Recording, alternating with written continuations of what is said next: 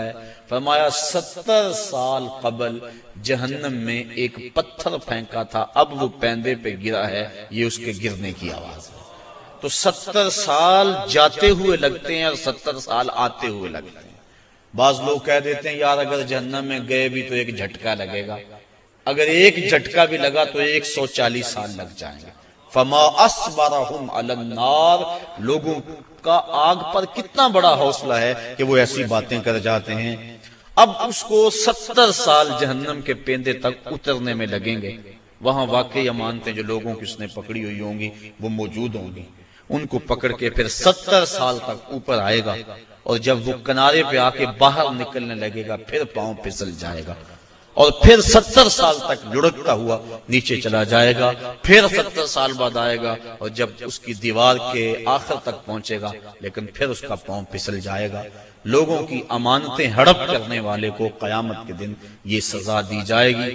میں اور آپ اتنا بوجھ اٹھائیں جتنا ہم اٹھا سکتے ہیں، اور ہمیں دیکھیں کہ ہم ہمارے ذمے جو ہے وہ کسی کا غصب کیا ہوا، کسی سے رشوت میں لیا ہوا، اور کسی کی مجبوری سے فائدہ حاصل کر کے اس سے مال لیا ہوا، اور دیوار رکھتے ہوئے ہم سائے کے 2 انچ دبائے ہوئے ہم سب کچھ دیکھ سکتے ہیں اور اپنے مستقبل کی منصوبہ بندی کر سکتے ہیں۔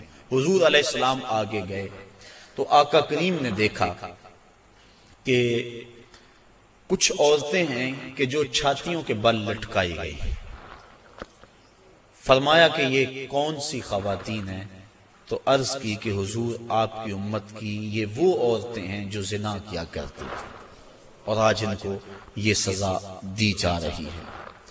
اس سے آگے بڑھے تو دیکھا کہ کچھ لوگوں کے سامنے خوشبودار اور چھوٹے چھوٹے ٹکڑے گوشت کے پڑے ہوئے ہیں، لیکن وہ اس کو نہیں کھا رہے۔ آگے بدبودار اور متعفن کھانا پڑا ہوا ہے، گوشت پڑا ہوا ہے، وہ اس کو کھا رہے ہیں۔ پوچھا کہ یہ کون لوگ ہیں؟ تو جبریل نے عرض کی کہ آپ کی امت کے یہ وہ لوگ ہیں کہ جن کو حلال بیویاں میسر تھی، لیکن اس کے باوجود وہ بازاری عورتوں سے اپنا منہ کالا کیا کرتے تھے۔ تو کل قیامت کے دن ان کو سخت سزا دی جائے گی۔ آگے بڑھے تو حضور علیہ السلام نے دیکھا کہ کچھ لوگ ہیں کہ جن کے پیٹ بہت بڑے ہیں اور ان کے اندر سانپ ہیں، تو وہ کھڑے ہوتے ہیں لیکن پیٹ کا بہت بڑا ہونا ان کو کھڑا نہیں ہونے دیتا، پھر گر جاتے ہیں۔ پوچھا کہ یہ کون لوگ ہیں؟ تو بتلایا گیا کہ یہ وہ لوگ ہیں جو سود کھایا کرتے تھے۔ سود کی حرمت قرآن مجید میں بڑی وضاحت کے ساتھ آئی، اور فرمایا سود لینے والا، حضور نے ارشاد فرمایا سود دینے والا، سود کی رقم پہ گواہ بننے والا اور سود کی رقم کے معاملے کو لکھنے والا گناہ میں برابر کے شریک ہے۔ تو اس لیے ہمیں ان چیزوں سے بچنا چاہیے۔ ایک حدیث میں آیا، آقا کریم نے ارشاد فرمایا، حضرت علی المرتضیٰ سے روایت ہے، فرمایا 7 اشخاص ایسے ہیں جب تم انہیں قبر میں دفن کر کے آتے ہو تو ان کے رخ قبلے سے پھیر دیے جاتے ہیں، اور ساتھ فرمایا فَاذْهَبُوا وَانْبُشُوا قُبُورَهُمْ فَإِن لَّمْ تَجِدُوا هَٰكَذَا مَا قُلْتُ لَكُمْ فَهُوَ بَاطِلٌ، کہا جاؤ جا کے قبریں اکھیڑ کے دیکھ لو، اگر ایسا نہ پاؤ جیسا میں کہہ رہا ہوں تو آ کے کہہ دینا کہ غلط کہا تھا۔ عرض کی قیلا من ہم یا رسول اللہ صلی اللہ علیہ وسلم، عرض کی حضور یہ کون لوگ ہیں کہ جن کے رخ قبر میں قبلے سے پھیر دیے جاتے ہیں؟ تو حضور نے ارشاد فرمایا شارب الخمر و بائع البش و شاہد الزور و آکلۃ الربا والنائحۃ والمحتقر و تارک الجماع۔ 7 اشخاص گنوائے۔ پہلا شارب الخمر، شراب پینے والا۔ ایک روایت کے لفظ ہیں کہ شراب اپنے لیے بنانے والا، کسی اور کے لیے بنانے والا، شراب پینے والا، شراب پلانے والا، شراب بیچنے والا، شراب خریدنے والا، اور جس کے لیے شراب خریدی ہے، شراب کو ڈھونے والا، دوسری جگہ منتقل کرنے والا، ہمارا سب پر اللہ کے رسول نے لعنت بھیجی۔ تو یہ ایسا برا فعل ہے۔ ایک روایت کے لفظ میں نے پڑھے کہ شارب الخمر کعابد الوثن، شراب پینے والا بت پوجنے والے کی طرح۔ ہمارے معاشرے میں شراب نوشی سرایت کر گئی ہے، اور اب تو بعض طبقوں کے اندر یہ برا بھی نہیں سمجھا جاتا، جبکہ حلال سمجھ کے پینا تو کفر ہے، اور اس کو حرام سمجھتے ہوئے اس کی حرمت کے قائل ہونے کے باوجود پینا یہ گناہ کبیرہ ہے، اور منع فرمایا گیا سختی کے ساتھ۔ ارشاد فرمایا ایک تو ویسے بھی شرابی جب مرتا ہے اسے مرتے ہوئے کلمہ نصیب نہیں ہوتا، اور دوسرا یہ روایت جو میں نے آپ کے سامنے رکھی کہ اس کا قبلے سے رخ پھیر دیا جائے گا۔ اور اب یہ بھی میڈیا پہ بیٹھ کے ہمارے روشن خیال حکمرانوں کی ایما پر لوگ کہہ رہے ہیں کہ صرف خمر حرام ہے، باقی جو چیزوں سے کشید کی گئی چیزیں ہیں وہ حرام نہیں ہے، جبکہ میرے اور آپ کے آقا و مولا صلی اللہ علیہ وآلہ وسلم نے واضح طور پہ فرمایا ہر وہ چیز جو نشہ لاتی ہے وہ شراب ہے، اور ہر شراب خمر حرام ہے۔ تو وہ نشہ چاہے کوئی بھی چیز لانے والی ہو اس کو شریعت نے واضح طور پہ حرام کر دیا۔ یہ دوسرا بائع البشر جن کے رخ جو ہیں وہ قبلے سے پھیر دیے جائیں گے، تو فرمایا ان میں سے بردہ فروشی کرنے والا، انسانوں کی خرید و فروخت کرنے والا۔ اب دنیا پہ یہ اس انداز سے غلامی کا انداز تو نہیں ہے، لیکن اعضائے انسانیہ کو اب بھی لوگ فروخت کر رہے ہیں۔ آپ روزانہ اخبارات میں پڑھتے ہیں کہ گردہ فروشی کا کاروبار اور مختلف اعضائے بدنیہ کا کاروبار، تو یہ دوسرے وہ شخص جو انسان یا انسان کے کسی عضو کا کاروبار کرتے ہیں، کل جب وہ مریں گے تو ان کا رخ قبلے سے پھیر دیا جائے گا۔ تیسرا ارشاد فرمایا وَشَاهِدُ الزُّورِ، اور جھوٹی گواہی دینے والا۔ بلکہ ایک روایت میں آقا کریم نے فرمایا میں تمہیں بڑے بڑے گناہوں کی خبر نہ دے دوں، الا انبئکم بأکبر الکبائر، بڑے بڑے گناہوں کی خبر نہ دے دوں؟ صحابہ نے عرض کی ہاں حضور، آپ ارشاد فرمائیں۔ فرمایا الاشراک باللہ وعقوق الوالدین، الا وقول الزور، اور ایک فرمایا وشہادت الزور۔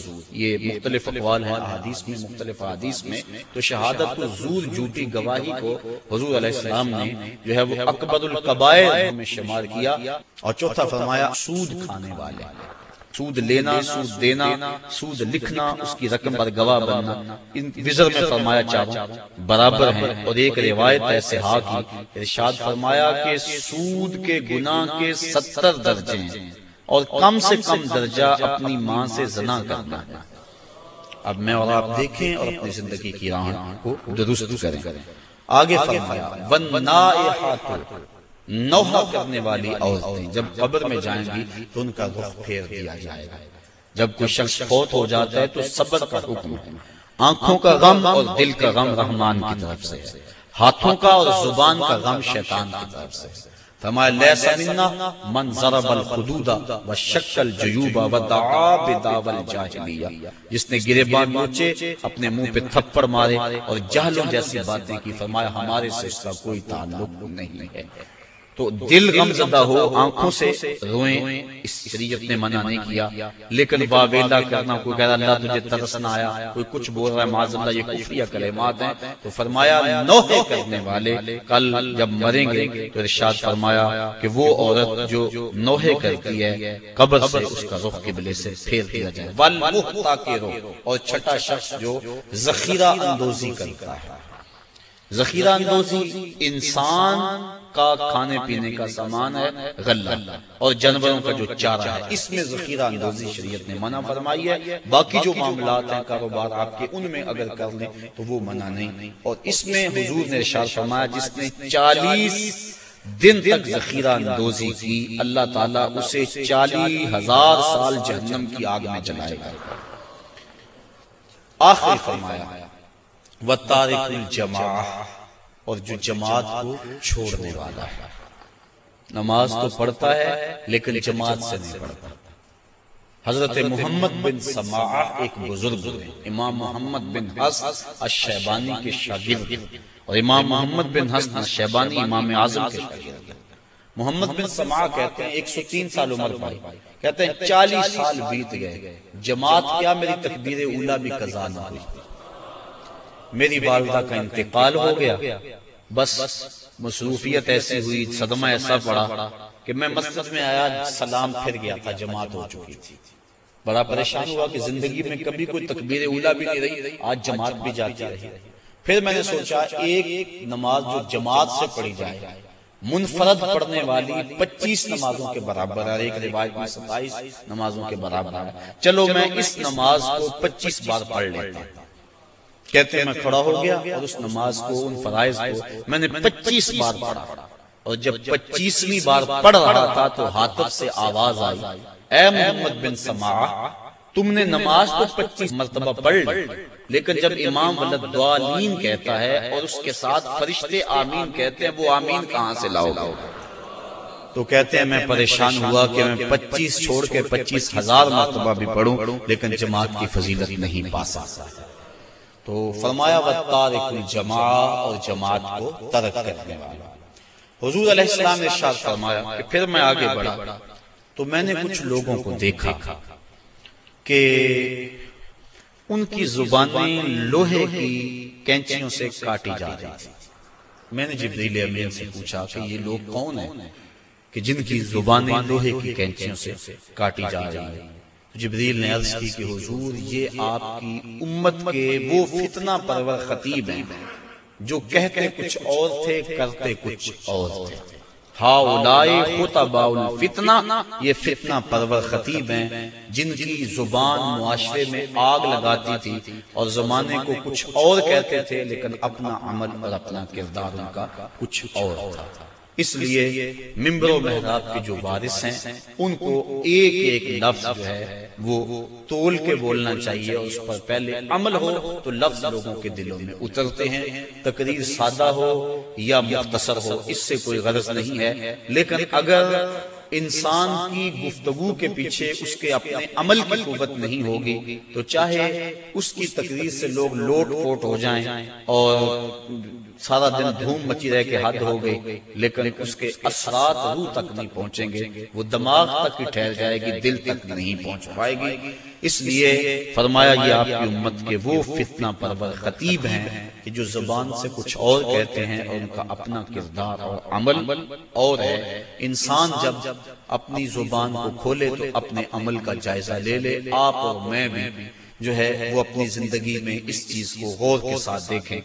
غالباً حضرت باجید بستامی آپ کے پاس ایک بڑھیا آئی اور اس نے کہا کہ میرا جو بیٹا ہے یہ گڑ بہت کھاتا ہے، میٹھا بہت کھاتا ہے، آپ اس کو تاکید کر دیں، کوئی تعویذ لکھ دیں۔ آپ نے فرمایا اس کو کہ اس کو کل لے کر آنا۔ دور دراز کا سفر تھا، پیدل سفر تھے، دوسرے دن وہ تھکی ہاری پھر آئی۔ آپ نے بچے کے سر پہ شفقت کا ہاتھ پھیرا، کہا بیٹا زیادہ مناسب نہیں ہے کسی چیز میں بھی کثرت کرنا، لہذا جو ہے وہ اعتدال سے آگے نہ بڑھو اور زیادہ نہ کھایا کرو۔ تو اتنا کہا اور کہا کہ جائیے، میں نے تاکید کر دی۔ تو مائی نے کہا کہ حضرت کل میں آئی تھی اتنا لمبا سفر کر کے، اگر یہی بات کہنی تھی تو آپ کل ہی کہہ دیتے، اتنا لمبا سفر میں نے دوبارہ کیا۔ میں نے کہا شاید کوئی خاص عمل ہے جو آپ نے کرنا ہے۔ تو فرمایا کہ اصل بات یہ تھی کہ کل اتفاق سے میں نے خود کھایا ہوا تھا، اس لیے اسے منع کرتا تو شاید میری بات میں اثر نہ ہوتا۔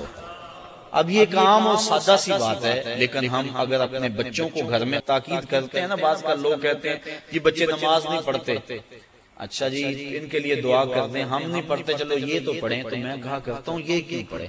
جب تم نہیں پڑھتے تو یہ کیسے پڑھیں؟ ماں باپ کو خود نمونہ بنانا چاہیے۔ اس طرح ہمارے علماء کو، مبلغین ہیں، مشائخ اعظام ہیں، جو بھی ذمہ دار ہے، جو بھی بات 2 4 10 20 50 لوگوں تک بات منتقل کرتا ہے، اس کو خود نمونہ بننا چاہیے۔ صرف یہ تقریر، واز، نچھے دار گفتگو اور اس سے لوگوں سے پیسے بٹور لینا یہ بات نہیں ہے، بلکہ بات جو دل سے نکلتی ہے اثر کرتی ہے۔ اس لیے ہم بات دل سے کہیں اور جو کہیں اس پر ہمارا پہلے عمل ہو۔ اللہ کی رضا کے لیے جئیں، اللہ کی رضا کے لیے مریں، یقیناً اس کی برکات ہیں۔ وہ اقبال علیہ رحمہ نے کہا تھا کہ واعظ قوم کی وہ پختہ خیالی نہ رہی، برق طبعی نہ رہی، شعلہ میں کالی نہ رہی، رہ گئی رسم آزاں، روح بلالی نہ رہی، فلسفہ رہ گیا تلقین غزالی نہ رہی، مسجد مرثیہ خواہیں کہ نمازی نہ رہے، یعنی صاحب اوصاف وہ حجازی نہ رہے۔ اللہ تعالیٰ اپنی راہوں کا مسافر ہے۔ میاں صاحب نے کیا کہا تھا؟ پڑھنے اتے مان کرینا تے نہ آکھی نہ پڑیا، او جبار کہار صداوے متا روڑ دے وے دودھ کڑے۔ اس لیے آخری دم تک انما الاعمال بالخواتیم، اعمال کا دار و مدار حسن خاتمہ پہ ہے۔ ادارت المصطفیٰ کے جتنے مبلغین ہیں مصطفی فقیر ہیں، اور آپ لوگ جہاں جہاں سے بھی آئے ہیں، بس یہ کوشش کریں، یہ اپنا مزاج بنا لیں کہ جو کہنا ہے اس پر پہلے عمل کریں، اور اپنا عمل بہت زیادہ ہونا چاہیے تاکہ قوت کے ساتھ، عمل کی طاقت کے ساتھ کہی ہوئی وہ بات دلوں میں اترنے کا فن جانتی ہے۔ اللہ تعالیٰ مجھے اپنی رحمتوں کے اور کرم نوازیوں کے حصار میں رکھے۔ وآخر دعوانا ان الحمد للہ رب العالمین۔